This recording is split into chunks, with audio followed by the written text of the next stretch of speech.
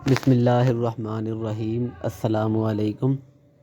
Next हमने prove करना है कि अगर हमारे पास दो सब ग्रुप हैं एच एंड के जो कि जी में नॉर्मल हैं, एच भी जी में नॉर्मल है, के भी जी में नॉर्मल है, तो उनका जो इंटरसेक्शन है एच इंटरसेक्शन के वो भी जी में नॉर्मल होगा। हमने ये प्रूव करना है। अगर हमारे पास कोई भी ग्रुप नॉर्मल है तो इसका मतलब ये है कि उसके तमाम लेफ़्ट और राइट कोसेट बराबर हैं। अगर ग्रुप नॉर्मल हो तो उसका जो नॉर्मलाइज़र होता है वो ग्रुप जी के बराबर होता है। अगर ग्रुप नॉर्मल हो तो उसका जो नॉर्मलाइज़र है वो ग्रुप जी के बराबर है।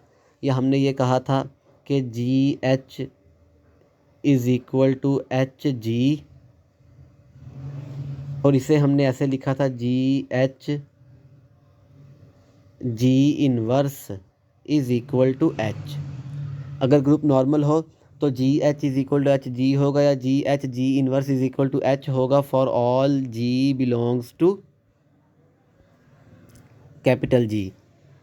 तो ये हमारे पास नॉर्मल की कंडीशन थी।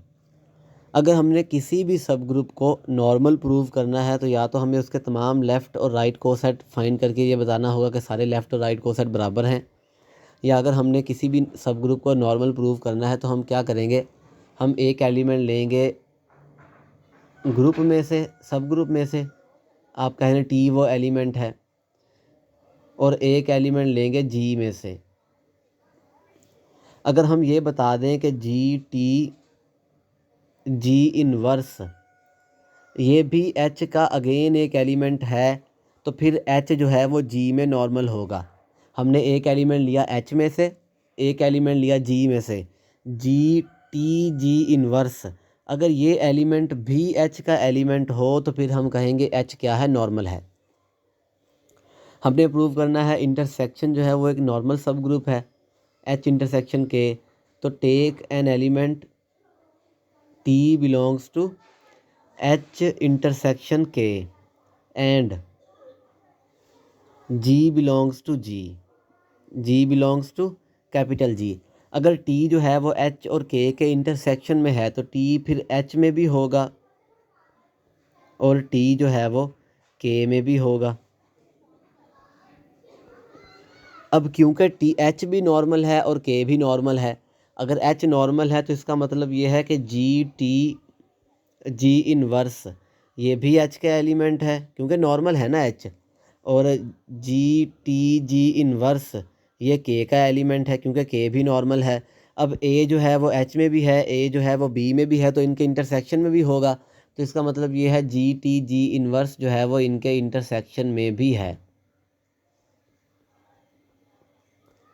एच इंटरसेक्शन के हमने एलिमेंट लिया था टी जो है वो यहाँ से लिया था एलिमेंट, और जो जी है वो ग्रुप जी में से लिया था, और प्रूव कर दिया कि जी टी जी इनवर्स ये अगेन इस सेट का एक एलिमेंट है इस ग्रुप का। तो इसका मतलब ये है कि जो एच इंटरसेक्शन के है वो भी एक नॉर्मल सब ग्रुप है जी का।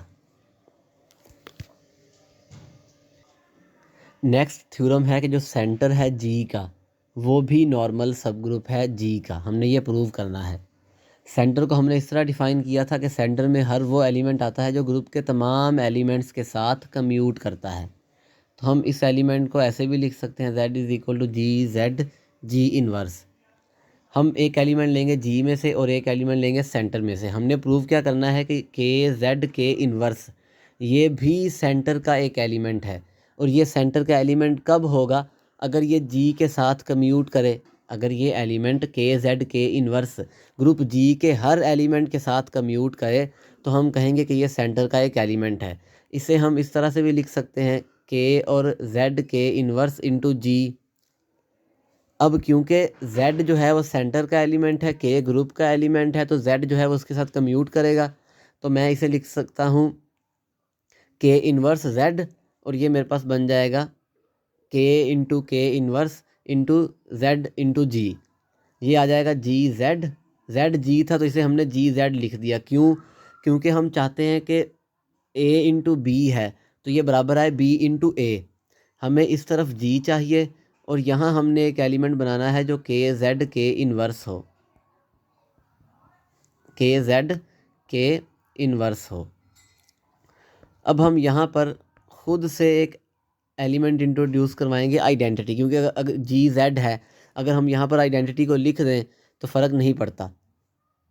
तो हमारे पास क्या आया, जी इंटू ई इंटू जेड। अब ई को हम क्या लिख सकते हैं, ई को लिख सकते हैं एलिमेंट इंटू उसका इन्वर्स।